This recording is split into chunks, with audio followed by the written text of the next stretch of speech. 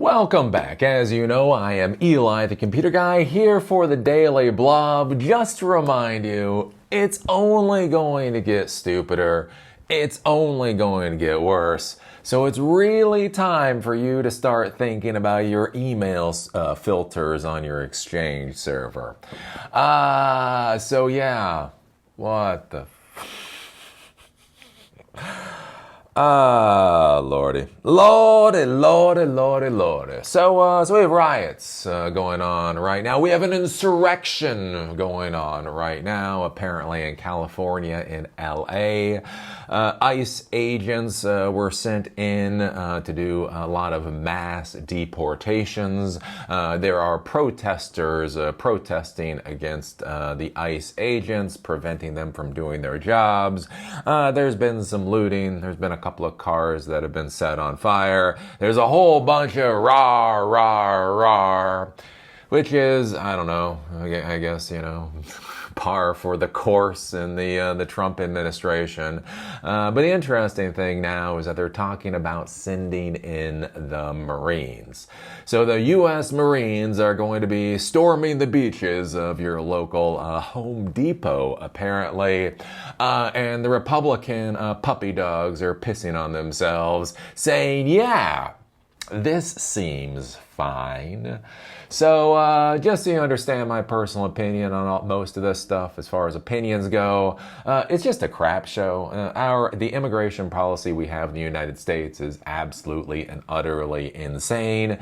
We spend billions and billions and billions of dollars a year trying to keep illegal immigrants out, but then when illegal immigrants come in, we're kind of like, whatever. Again, I had a boss of mine back when I was going through college. I was delivering pizzas, and he became a U.S. citizen. I was asking him how he became a U.S. citizen because originally he was an illegal immigrant. And to explain to you how asinine our system is, basically, in order to become a U.S. citizen, you have to be in the United States for a certain amount of time, like years. It was like 8 or 10 years or something like that. So he was an illegal immigrant in the United States for that period of time, could prove it to the government, and ergo, that's why he got to become a citizen.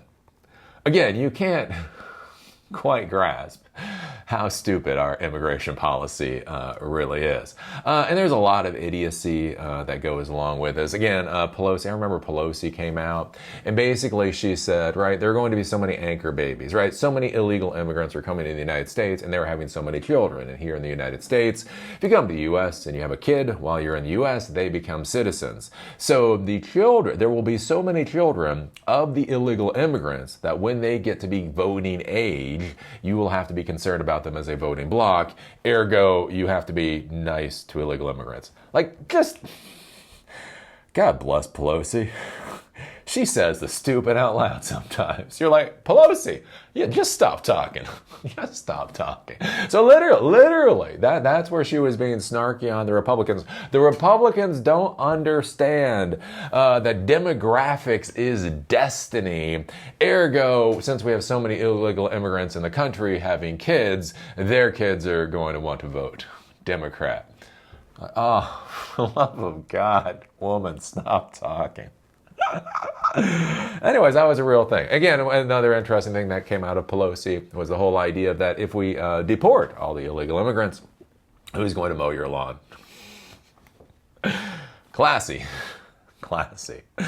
But anyways, again, it's a huge issue in the United States because we have so many illegal immigrants, and under the different administrations, they have been nicer, they have been meaner. There have been a path to citizenship. There isn't a path to citizenship. Some people get a path to citizenship. Other people don't get a path to citizenship. Well, they don't get a path to citizenship, but they can be here a really long time. But these people, it's just a cluster. So anyways, the big thing with the Trump administration is they're going to come in and they're going to solve illegal immigration.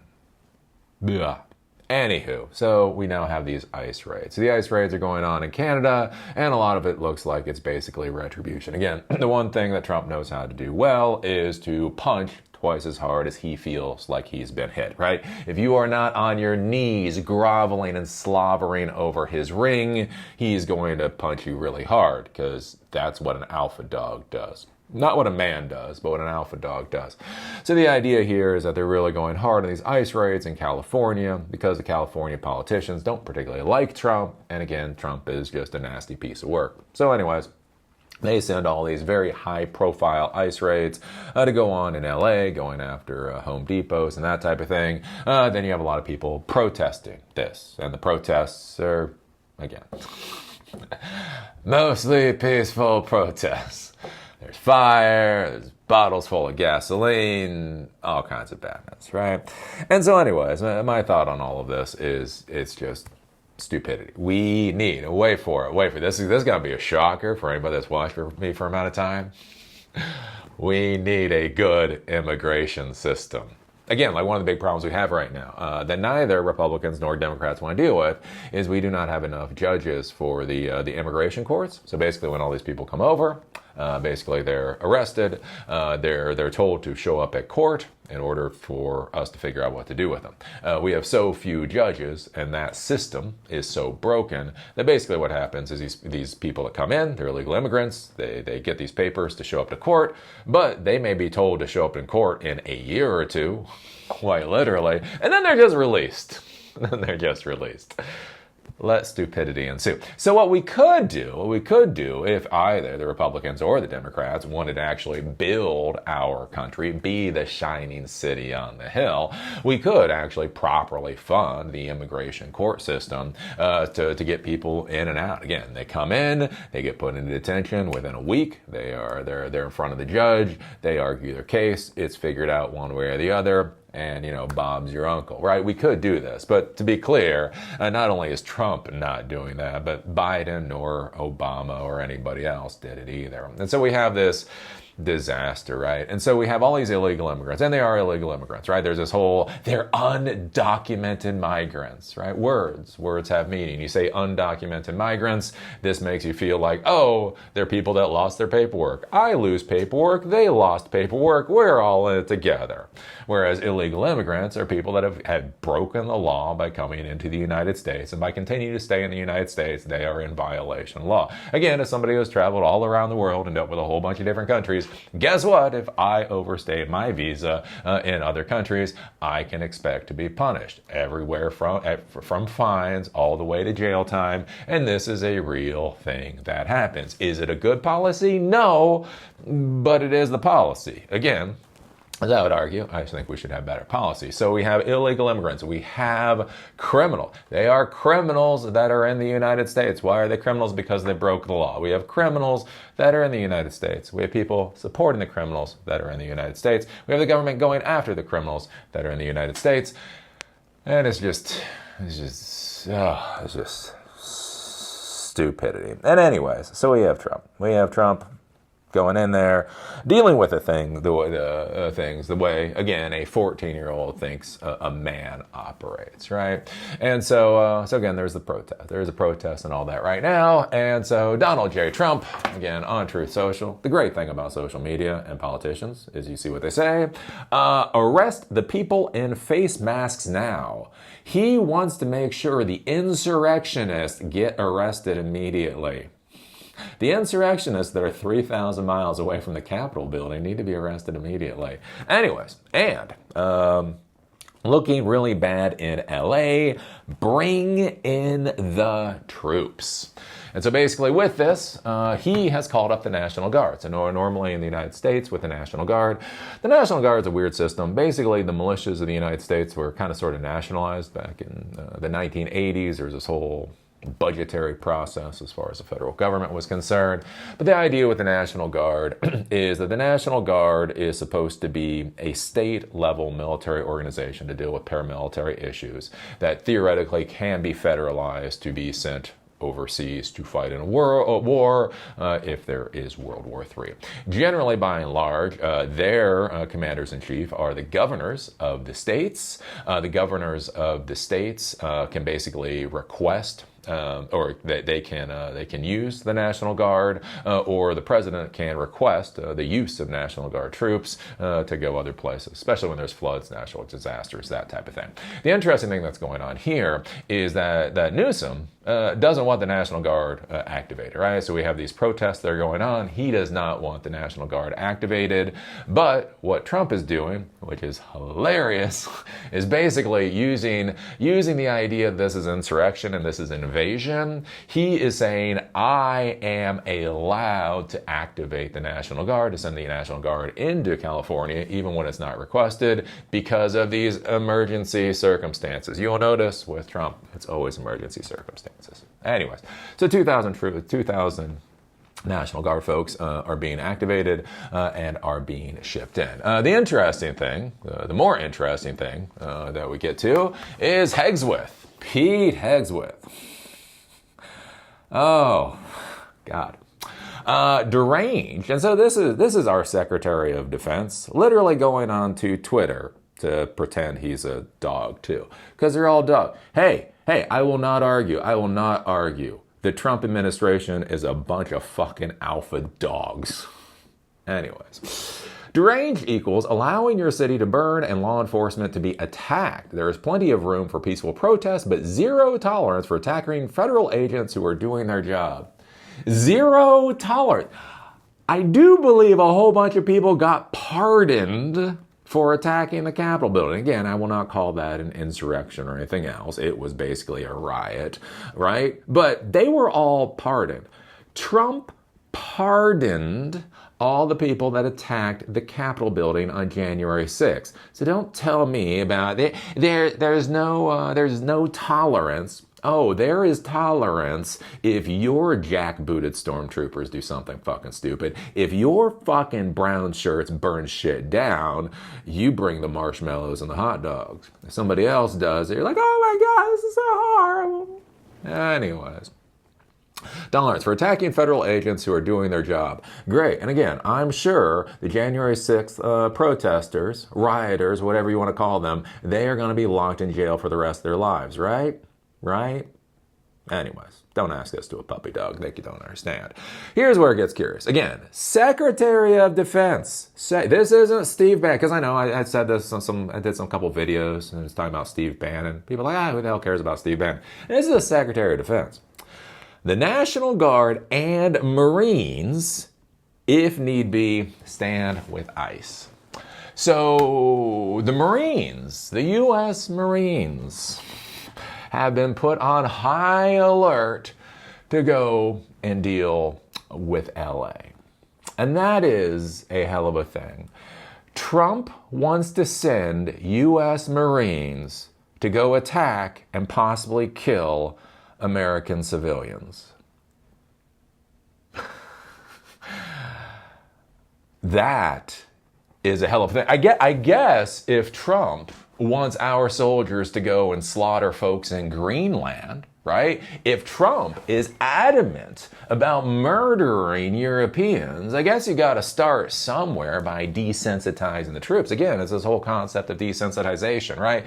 You don't want to kill another human being, ergo, you train a person not to think of folks over there as human beings. If you can get them to go and kill American citizens, if you can get Marines to go in and kill and slaughter American citizens, right? Because Trump is having a snit fit, then it gets a lot easier to have the Marines go in and kill Europeans. Now, doesn't it? Now, there's a whole bunch of stuff with this. Again, you may be sitting there going, wait a minute, we got the National Guard, right? So the National Guard is part of the Army or whatever, and they're activating 2,000 troops. Marines are just a different military unit. Why does that matter? It matters because of something called Posicatus. Again, back when I was in the military, and then now the military did some weird stuff. Don't take it more or less. Anyways, I just did some weird stuff. And I dealt in this world. Again, Posicatus, right? The idea that U.S. troops cannot be deployed to U.S. soil, right? This came in from Reconstruction after the Civil War era, where basically you did not want to turn troops into the police, right? Big deal. And again, back many years ago, decades ago at this point, Posse Comitatus was a big deal in my life. Hey, can we do this? Posse Comitatus. Can we do that? Posse Comitatus. Hey, I'm going to take a shit. Posse Comitatus. Fuck you. Anyways, right? Posse Comitatus is actually a big thing, and again, it gets into some stupidity about where the military ends and other agencies begin and who can do what in certain situations. And so basically the thought that Trump and that the Secretary of Defense looks pretty comfortable with sending Marines into LA is just a hell of a thing. It is a massive red line. Beyond just the idea of the massive red line of Posse Comitatus is also the massive red line of are people appropriately trained for the task that you're going to be setting them on, right? So one of the big issues we have, like with police forces in the United States right now, and again, it was interesting, the union, the New York Police Department union basically did a letter screaming about this, is that a lot of these cities and a lot of these states, they keep defunding things. They defund mental health care, they defund homeless care, they defund drug care, that type of thing. And then basically the only thing that is funded is the police. So all of a sudden the police are now dealing with homeless folks, and the police are now dealing with drugs, and police are, again, back in the day when Bill de Blasio, sent police officers out to enforce mask mandates. It's like, what the fuck, right? And one of the reasons that we get into problems with police in the United States is they're just not trained to deal with this. They're not trained, and their tasking should not be things like mental health issues, right? Mental health issues, a lot of the drug use issue, public health policy, that kind of thing, you should keep the police out of. Again, you put the police in there, they're going to try to quote unquote do their job, and they're probably going to do a miserable job of doing that job because it's not what they're properly trained for. It's not an appropriate tasking for what they should be doing. And so basically you're putting people with body armor and guns into situations where they're supposed to tell people to wear masks. Then you have people that don't wear masks telling them to go F themselves. And then again, if you've got a body armor and a gun and somebody's telling you to go F yourself, what options do you got? And it is some stupidity, right? Sending Marines in, right? Marines are expeditionary forces. When we want to go and when we want to conquer Taiwan or we want to conquer Greenland, right? You send the Marines out to conquer and slaughter those Europeans, those weak Europeans, because they're not eating our strong beef, right? That's what you do with Marines, right? You put Marines into a situation where they're dealing with American civilians protesting in the United States, and that is a hell of a stupid situation. Then you go past this, and again, from Fox News, and you're just like, oh, these Republicans are just pissing over themselves. Johnson says, Hegseth possibly sending Marines to anti-ICE riots, not heavy-handed deterring effect. So the Republicans are on board, right? The Republicans, alpha poodle dogs that piss on themselves, seem to be okay with sending U.S. Marines in to kill American citizens, right? Let's see here. House Speaker Mike Johnson, the Speaker of the House, said Sunday the Defense Secretary Pete Hegseth's suggestion that he could send U.S. Marines to quell anti-immigration and customs enforcement riots in Los Angeles would not be a heavy-handed approach. What? In an appearance on ABC this week, Johnson was asked to respond to President Donald Trump sending in National Guard troops to LA. Trump said he would pursue the federal government taking control of the California National Guard if Newsom and Los Angeles Mayor Karen Bass can't do their jobs to protect Los Angeles against rioting and looting. Quote, I have no concern about that at all, Johnson told ABC host. I think the president did exactly what he needed to do. These are federal laws and we have to maintain the rule of law. And that is not what is happening. We have to maintain the rule of law. Again, remember with Trump, he literally doesn't understand whether or not he's supposed to uphold the Constitution. He doesn't know if he's supposed to care about habeas corpus. And that is not what is happening. Gavin Newsom has shown an inability or an unwillingness to do what is necessary there, so the president stepped in. That's real leadership, and he has the authority and the responsibility to do it. Carl also asked about the message posted by Hegseth, who wrote on X Saturday that the DOD was mobilized mobilizing the National Guard immediately to support federal law enforcement in LA. And if the violence continues, active duty Marines at Camp Pendleton will also be mobilized. They are on high alert. Quote, one of our core principles is maintaining peace through strength, Johnson said in response Sunday. We do that on foreign affairs and domestic affairs as well. So this is the Speaker of the House saying sending American troops after American civilians is what we do. I don't think that's heavy-handed. I think it's an important signal. Oh, motherfucker, it is an important signal. It is one hell of an important signal. And you don't think sending Marines into the streets of an American city is heavy-handed, Carl interjected. Quote, we have to be prepared to do what is necessary, and I think the notice that that might happen might have the deterring effect.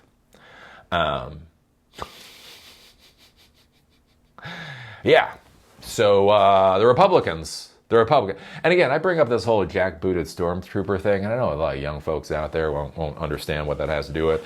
So back during the 1990s, right, there was this whole thing with President Clinton. So President Clinton supposedly was going after conservative, those types of people. And the idea was that Clinton was sending in jackbooted stormtroopers to go after American citizens. Right? And that was considered bad. Republicans considered it bad when jackbooted stormtroopers came after them. Now, apparently, they're just going full Marines. They're just going to go full Marines going after U.S. citizens on U.S. soil. And they don't seem to think there's an issue with that. Again, this particular article, Fox News. They're showing this as a good point. Which is just a hell of a thing. It is just a hell of a thing. I will remind you, we are like 4 months into the Trump presidency. 4 months into the Trump presidency. He's talked about invading Greenland, invading Panama. He's talked about turning Canada into the 51st state. He's put 145% tariffs onto China before he cut the 145% tariffs onto China. He's basically cutting us out of NATO and the whole 9 yards. And now, literally less than 6 months into his presidency, the thought of U.S. troops going after American citizens is already on the table, and they all seem to be just fucking hunky goddamn dory about that. This is a hell of a situation. A hell of a situation. And again, if you want to look more into it, again, with the whole illegal immigration, and again, they're illegal immigrants. They're illegal immigrants that are breaking the law. Yes, they should be shown the door. On the other hand, again, I believe in building systems. As we show them the door, we should also be building the systems and infrastructure in order to support sane immigration policy. Again, that is not what we're getting here. We are getting the Trump administration. He knows how to destroy. He knows how to create chaos. He knows how to bankrupt companies. And so he is playing for his particular audience, which is, yeah, it's a hell of a thing. And the curious thing is, again, what happens when Trump goes? Like, the president has this much authority. Imagine when the Marines are being sent after the gun nuts. Again, if these ICE riots are beyond the pale, what the fuck are the January 6th bastards? So yeah. It's probably going to get a hell of a lot uglier. What does this have to do with being a technology professional? Eli, I know it's stupid. What's it got to do with me? We're going to bring it around. So basically, one of the things I've been talking about for a long time is the issues in the technology industry, and we've had this for quite a long time now, 8-10 years, is that we have so many people that have basically been hired into technology companies. Their jobs have not been to bring an ROI, return on investment, to the company. Their jobs have been to be asses in seats, right? Basically, in order to prove growth, if you don't have good revenue, or if you don't have profit, and you don't have good revenue, and you don't have user growth, how do you prove to investors that you're growing? You hire more people. This is literally what was happening.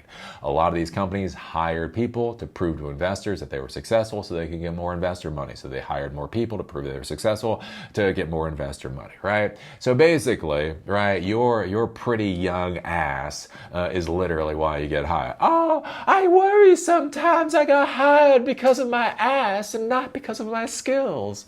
Oh, don't worry about that. Yeah, you weren't hired because of your skills. You were hired because you had an ass that fit in that particular seat. The issue is again, when you hire people in order to be asses in seats versus bringing ROI to the company, it just massacres your company culture, right? Culture is the primary thing for your company. You want everybody more or less thinking about things in the same direction, right? If you run a factory, you want everybody to think punctuality is the most important thing in the world. Whatever their politics are, whatever their religion is, whatever gender they are, punctuality matters, right? If you're running a tech company, punctuality may not matter, but hitting the deliverables time frame, right? You can work at midnight or noon. You can work 24 hours at a time or 8 hours a day, as long as you hit the marks and project management is done appropriately. These are the things that are important for technology companies, for any company. The issue is when you start hiring for ass and not for ROI, then you get a lot of bored people that don't really have anything to do. And again, we heard this from companies like Facebook, where people were hired and they literally worked for like a year, getting paid a six-figure salary and still weren't sure what the hell they were supposed to be doing, right? And so, right, if you go to work every day and you don't really have anything to do, you're going to start doing other stuff. And that's where you get to the insanity. Again, I talked about it earlier in one of the other videos, where Microsoft is cracking down and they're putting email filters in for Gaza and Palestine. And again, if I was running a company, it should be the Schroingers Filters. My employees should not know if the filters do or do not exist, because they would never say anything like that. Again, if you're in Microsoft, you're in a tech company, why is Gaza coming up? Now, again, don't get me wrong, right? If you're the sales manager for the Middle East region, you're trying to figure out what the current regulatory environment is for selling products. And so you say, hey, boss, I have a customer in the Gaza Strip that wants to buy 1,000 licenses. Am I allowed to do that? Now, don't get me wrong, right? That should come up in Microsoft. Anything else? No, right? Literally, there was a person who had apartheid in their auto signature at Microsoft, and then they started crying because their email started getting blocked. And you're like, why is apartheid in your... And again, the important thing to understand, right? So it's curious again about the social media world, and I thought about this with Silicon Dojo. If Silicon Dojo had been successful, it wasn't. And we had grown, it didn't. You know, there was that question. If I'm dealing with students, then I'm dealing with other people. What happens if one of my instructors does something stupid on Facebook? What happens if they say something stupid on Facebook? Or what happens if they say something stupid on Twitter or whatever else? Right? There's a real question there. Where is the line for disciplinary actions for bosses in regards to employees' personal accounts when on those personal accounts, on their personal time, they do something that may damage the business, right? So again, if I'm doing Silicon Dojo and I want everybody to come in, I want everybody to know this is an open, welcoming environment where you can come and you can learn about technology, right? So if I have a teacher that comes in and when they come in, they teach and they do everything they're supposed to, whatever, but then they go onto Twitter and they start talking about how some people, whatever, God knows what, right? That becomes a real question. So your students followed you. So your students came into the Silicon Dojo brand. They enjoy the education that you're providing. They follow you somewhere else. And then all of a sudden they see that you actually hate people like them, right? That becomes an intro. That's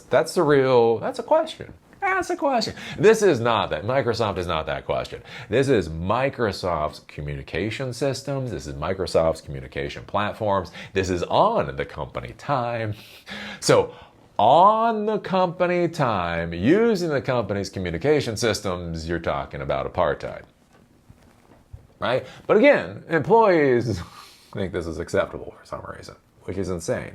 And I think about like with how our society has changed. Now I talk about that in the past, about 16, 17 years ago, going to be a while ago. I went to a party, right? We went to this party and this person at this party started talking about their mommy daddy issues. And it was weird. It was weird because it was a party, right? You're just there, you're drinking, you're having fun. And again, it was 17 years ago. I was quite a bit younger. Yeah, it's like 29 or 30 or something like And so you go to this party, and I was like, this is weird. So anyways, I come out of it, and I'm talking to my wife about it, and I'm like, that's weird. I mean, I just don't understand why that was appropriate. And my wife said, oh, that's therapy. I was like, what? She's like, yeah, everybody has like the therapy mentality now. They go to therapy. Therapists are paid to listen to them all the time. Therefore, they think that's how you're supposed to act in the wider world. So now when you go out, you're basically getting other people's therapy sessions all the time. Right? And again, it's been interesting, like as time goes by, is like how there's like social media and how people pick up these habits from outside things, therapy, social media, whatever else, and then they bring it into the real world context. And one of the things now I see is this whole anger. This whole anger is really seeping into the real world context. Like people are angry. They want to fight. They want to argue. And I think it's something you really need to be thinking about as an organization leader. Again, I talk about this with Web Summit. So I just went to Web Summit Vancouver. Great. Before I start talking about this, let me just say Web Summit Vancouver is great. The people that deal with media are great. Vancouver is fucking wonderful. A lot of druggies. Holy shit, there were a lot of druggies. But anyways, they were peaceful. Anyway, just ignore them and they ignore you. Anyway, so I go there and I'm sitting down. So I'm in the media area. So if you ever go to these events and you can be media, you get free food, you get free coffee, you get a lot of free shit. Anyways, so I'm sitting there, I'm having my nice little free lunch, and I sit down in this table of 4 people. Right, and I sit down, and anyways, we're eating, and then people start talking, because that's what it's supposed to do. And back in the old days, right, you would find topics that everybody would be fine on. Hey, what do you think about AI? Hey, what do you think about that keynote speech yesterday? Hey, what do you think about this? Right? That's how it used to be. That's how it used to be like 15 years ago. Remember 15 years ago when people knew how to be a fucking human being? I remember those days. Anyways, so I sit down, people start talking. And then it was curious, right? Because there's one guy across from me, he's got this big beard, he's a media person. And somebody says something, so we're in Canada, and somebody says something, and there's a lot of Canadians there, and a lot of people from Vancouver. And somebody says something, and then this guy is like, yeah, the Canadian Communist Network or something. It's fucking Canada, I don't know. Anyways, there's some network up there. It wasn't CNN. Anyways, CCA or something. And so like this one person starts talking about this one news organization, and this one guy goes in and literally out of nowhere, it's like, oh yeah, the communist Canadian, blah, blah, blah. So anyways, 2 of the people actually had friends that worked for that particular news organization. It was incredibly inappropriate. It was incredibly stupid. Hey, big ass bearded guy that thinks it's really funny to talk about the Canadian communist whatever. No, you look like a fucking dipshit. Anyways. Well, anyway, so he starts going into this thing. This riles up these 2. Because that's the point, right? The point nowadays is to rile up folks. It's not about conversations. It's not about relationships. It's not about doing your fucking job. Hey, does anybody remember the days of doing your job? Anyways. No, it's about riling people up, right? Because whatever, that's how you're supposed to be. So these people get riled up and they start. Anyway, so I'm sitting there and, everything calms down a little bit. So I'm like, okay, look, what's a subject? What's a subject from 15 years ago? And I got to say, Vancouver, the weather was beautiful. Mwah, the weather was so fucking gorgeous. We went there. It was anywhere, the days were in between like 73 to 80 degrees. And it was like, again, I talked about being there. Like it was sunny, but not too sunny. There was a nice breeze coming in. Just beautiful. Just beautiful. Could not complain about Vancouver. A lot of drug users. Otherwise, it's beautiful. Just fabulous weather. Anyways, the interesting thing, so this guy over here, I started thinking, oh, beautiful weather, right? Just trying to get us the hell off this subject. This jackass then starts shitting on the weather. Because apparently it's not actually supposed to be this warm this time of year, and like wolverines are dying. And I was just like, I want to cry. Yes, boys. Grown men do cry sometimes. They cry They just want everything to go back to some fucking semblance of sanity. So anyways, yeah, that starts its own thing. And again, something to consider about this whole modern world is that people are angry. Lots of people are angry. Right? The trans folks are angry. The people in the Rust Belt are angry. The people that feel the global warming is going to destroy the universe are angry. The people that lost their jobs because climate change regulation no longer made their corporation viable in the country are angry. Nobody, if anybody in the United States has a heart attack, there's a good chance that they're going to go bankrupt. So people are angry. You just got anger everywhere. And people desperately want to vent it. Because again, they're not going out anymore. Again, like when you talk with young people, again, the fact that sex is so like optional. Like, convince me why I should care about somebody of the opposite sex. For all of them. Which is insane, right? The family unit is breaking down. The societal unit is breaking down. The religious unit is breaking down. Again, MGTOW, men going their own way. And here's the thing, that doesn't even make any sense. Men can't go their own way. A man is a component of society. That is what makes them a man. Somebody who has testicles and can reproduce can go their own way.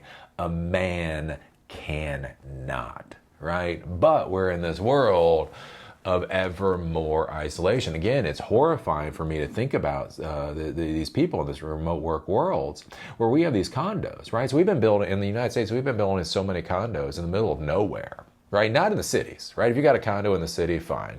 You go down, you go to the grocery store, you go to the bars, whatever. We have so many of these condos in the middle of nowhere. Is you have the condo in the middle of nowhere, and now the person living in that condo no longer has to physically go to work. The person living in that condo, again, has Netflix and porn or whatever else directly delivered to them. They can have their food directly delivered to them. They can have their restaurant order directly delivered to them. And all of a sudden, their world is this box. And in this box, they're stewing in anger.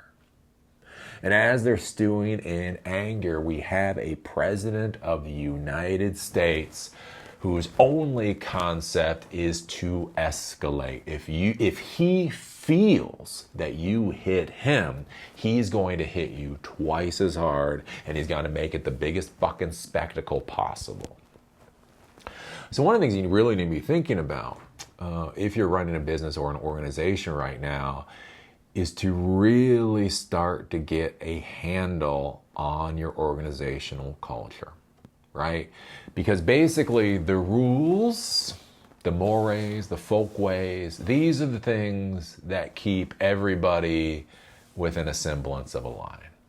Again, simply, whether you're pro-MAGA or anti-MAGA, whether you're pro-fascist or anti-fascist, when you come into the company, there is no politics, right? If somebody is sitting down at the lunch table and you start talking about the Canadian Communist News Network, you understand that is going to be a disciplinary offense. There is absolutely no reason to bring this horse shit up in a business environment. Because again, when you look at the ICE raids, this stuff gets icky. This stuff gets icky in ways that the partisans don't want to think about, right? There's no illegal people. Well, there's no illegal people, but there are illegal immigrants, right? These people are in the country literally illegally, right? We pay a tremendous amount of money to prevent illegal immigration. It creates massive distortions within the society. There are a whole bunch of other issues that go along with it, right? So if you're anti-illegal immigration, that makes sense. On the other hand, you can also be anti sending the fucking Marines in to storm the beaches of LA.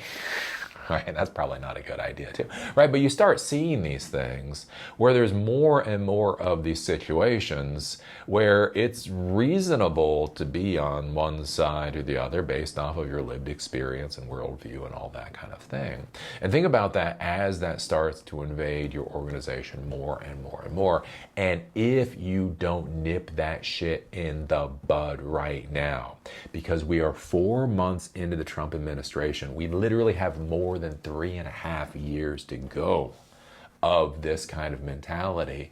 And if you allow this to seep into your organization, it will fucking destroy your organization. You need people to be able to talk about the fucking weather, right? Again, what my grandparents, right? Oh my God, I am putting my grandparents on the fucking highest of pedestals at this point. Not the boomers, fuck the boomers. The boomers' parents, right? Because there's so many of these rules. There's so much of this stuff that we were taught when we were young. It was just like, Granny is nice and all, but she's not up with the kids nowadays.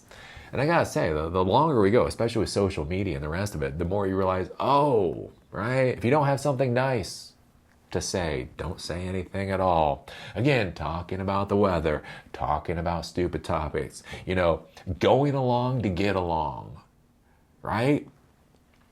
If you don't start putting that into your organization, things are going to start coming apart at the seams. Again, what happens when your person and your engineer, they don't hate each other because one person's a salesperson, one person's an engineer. They hate each other because of what just happened in the news cycle that day. What happens again on your company's communication system when you have people getting into arguments about Gaza or ICE or any of this kind of stuff? Again, Think about how destructive that is from an organizational level. And ask yourself, again, especially going into these economically questionable times. Again, with the Trump administration, 1 minute we have 145% tariff on China, now it's 30, but that's only a 90-day pause. And apparently, Xi isn't groveling enough. Right? Xi doesn't know that he should be submissive and be on his knees and groveling, kiss Trump's ring. Because, telling the leader of China to get on their knees and kiss the ring of an old white guy, that's just going to go over swimmingly. Right? Think about that. We still have that going on. And a whole bunch of other stuff we're going to be talking about, right? Again, we have the tariffs and all that against Europe. 1 minute he comes up with the idea, we had 25% tariffs against aluminum, steel. All of a sudden he decides that's going to be 50% tariffs, right? The business environment is going to get ever more challenging, even if you do your math correctly.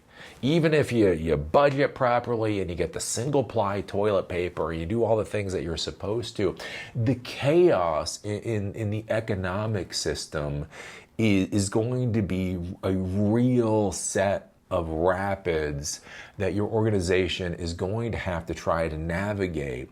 Now imagine a raft. Imagine a raft with your company's employees on the raft, right? And you have to shoot those rapids pretty well.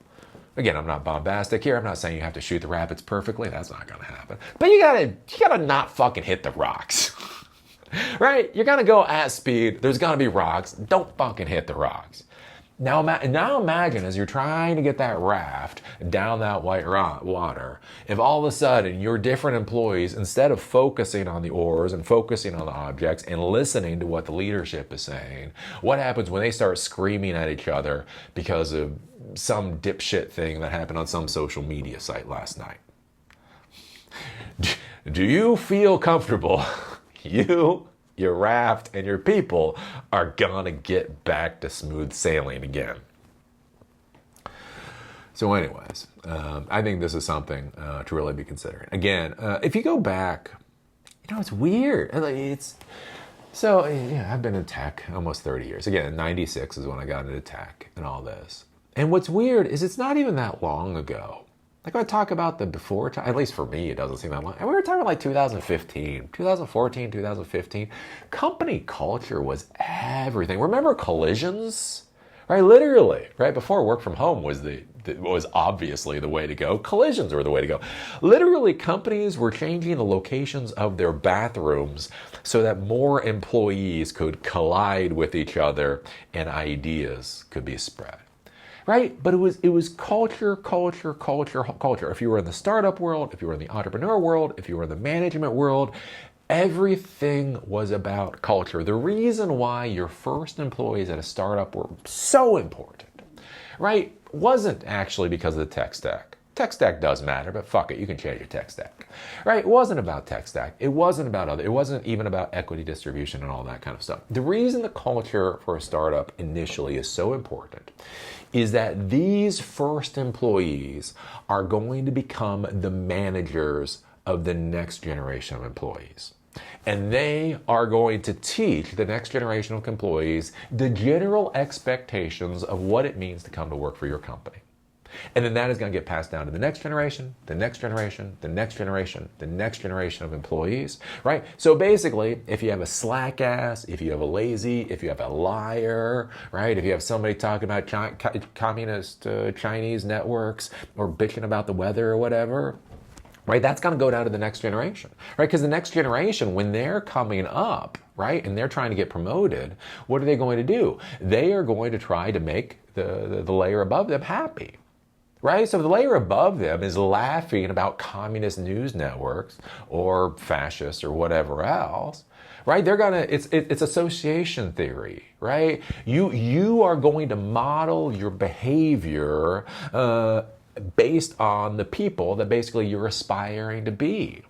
And so if the person that you're aspiring to be, has their Jira locked down, has their CRM solution, everything's beautiful, if they have everything scheduled out for the next month and everything, right? Then that's how employees are going to model themselves. On the other hand, if the person above them is talking about social media or whatever else, that's how they're going to model. And the problem is they're going to model off of that. And then they're going to go up in your ranks as your ranks expand. And the people under them are going to model after them. And the people under them are going to model after them. And the people under them are going to model after them. And all of a sudden, you have half of your employees that are more concerned what's going on with social media than they are actually bringing ROI to the company. You're literally going to have 50% of your employees that do not honestly believe their job is to bring the company profit. Again, and I've run into this in the real world. Again, like the weird arguments I get into,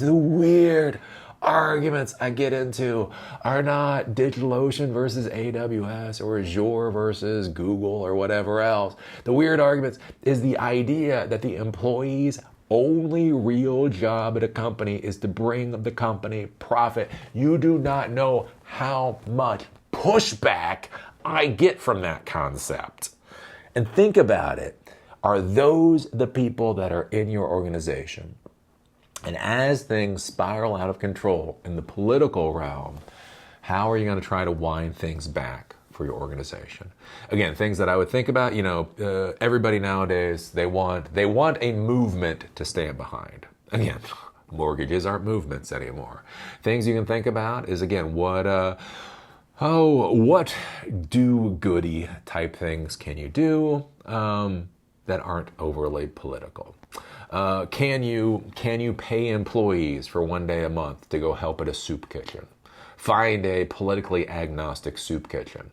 And one day a month, everybody gets to go and work at the soup kitchen and get their salary, right? The company is giving back in a politically agnostic way that actually does good, right? Again, Habitat for Humanity, I don't know.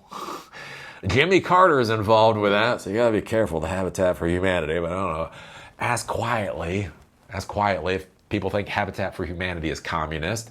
If not, again, go and help some houses get built, that type of thing.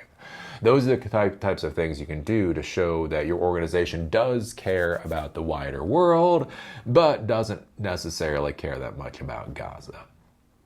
And then go from there. So anyways, there you go.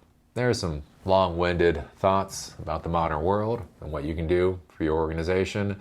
Again, because this is real. This is real. This is the world we live in. The Speaker of the House does not believe it is heavy-handed to send the Marines onto U.S. soil to deal with U.S. protesters.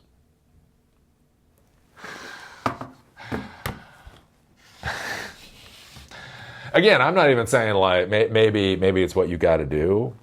Again, I'm not Pollyanna-ish. Maybe it's like, look, everything's run out of control. We've run through the National Guard. We've run through all of this.